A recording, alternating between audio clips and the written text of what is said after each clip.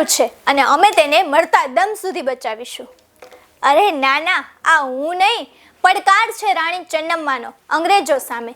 જી હા મિત્રો, આજે હું તમને એક એવી વીર નારી વિશે વાત કરવા માંગુ છું જેમનું નામ ભારતના ઇતિહાસમાં સુવર્ણ અક્ષરે લખાયેલું છે અને એ છે કિત્તૂરની રાણી ચેન્નમ્મા. નમસ્કાર, હું અપેક્ષા બાઝાલા રામાણી ઇન્સ્ટિટ્યૂટ વતી આપનું હાર્દિક સ્વાગત કરું છું માહિતીની માયાજાળમાં. મિત્રો, કિત્તૂરના રાણી ચેન્નમ્મા ભારતીય સ્વતંત્રતા સંગ્રામના પ્રથમ મહિલા ક્રાંતિકારીઓમાંના એક હતા. ઝાંસીની રાણી લક્ષ્મીબાઈના વિદ્રોહના લગભગ 33 વર્ષ પહેલા તેમણે બ્રિટિશ ઈસ્ટ ઇન્ડિયા કંપની સામે હથિયાર ઉપાડ્યા હતા.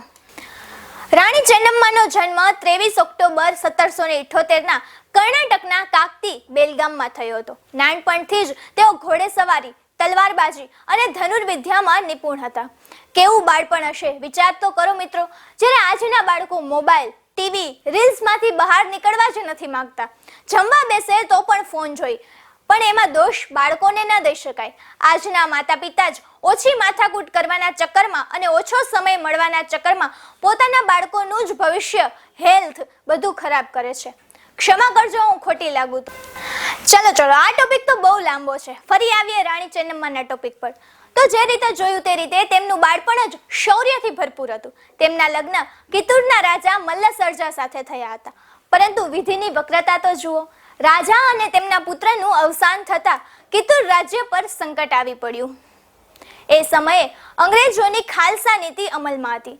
અંગ્રેજોએ રાણીએ દત્તક લીધેલા પુત્રને વારસદાર માનવાનો ઇનકાર કર્યો અને કિત્તૂર હડપવાનો પ્રયત્ન કર્યો, પરંતુ રાણી ચેન્નમ્મા ડર્યા નહીં. તેમણે અંગ્રેજોને પડકાર ફેંકતા કહ્યું, કિત્તૂર અમારું છે અને અમે તેને મરતા દમ સુધી બચાવીશું. 1824ના યુદ્ધમાં રાણીએ પોતાની નાની સેના સાથે શક્તિશાળી બ્રિટિશ સેનાનો સામનો કર્યો અને પ્રથમ લડાઈમાં અંગ્રેજોને હરાવ્યા. મિત્રો, તેઓ હથિયાર ઉઠાવનાર પ્રથમ ભારતીય શાસકોમાંના એક હતા. જો કે પછી ઘરના જ કેટલા લોકોની ગદ્દારીને કારણે તેમની હાર થઈ અને તેમને કેદ કરવામાં આવ્યા. 2 ફેબ્રુઆરી 1829ના રોજ જેલમાં જ તેમનું નિધન થયું.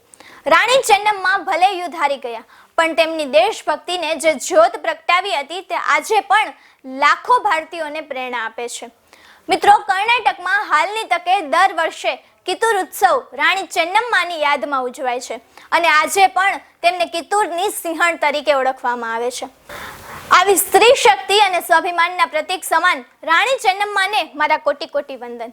અને આજના માતા પિતાને મારા 2 હાથ જોડીને પ્રાર્થના કે આપના બાળકને મોબાઈલ, ટીવી અને ખાસ રીલ્સથી દૂર રાખો. તમારા બાળકને નબળું નહીં, શૌર્યથી ભરપૂર બનાવો અને આપણા ભારતને એક ઉજ્જવળ ભવિષ્ય આપો.